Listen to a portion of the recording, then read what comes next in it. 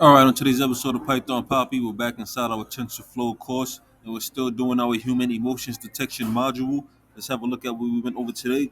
And we're still inside our ResNet module, so we're going to do some light reading and I'll pick up where we left off from yesterday with the batch normalization. So, batch normalization is a technique for accelerating deep learning network training by reducing internal covariate shift. To better understand batch normalization, we'll start by explaining the notion of covariate shift.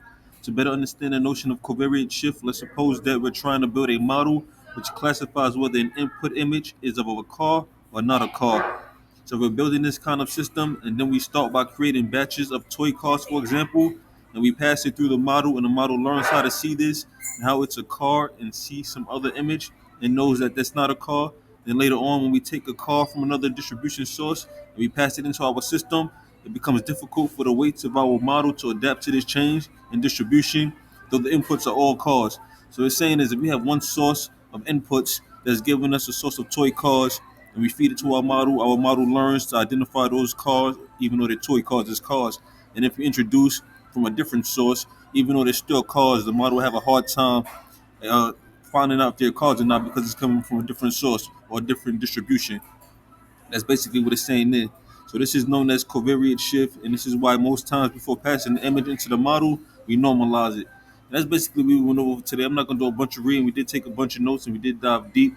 We went over the concept in depth. Like I said, I'm not gonna go over it too much. A lot of this stuff we went over inside of the math course that we took. I know I didn't go over it with you guys in depth, but a lot of this stuff is from that math course. It is very familiar. So yeah, the batch normalization was the main focus. So that's why I just left it there.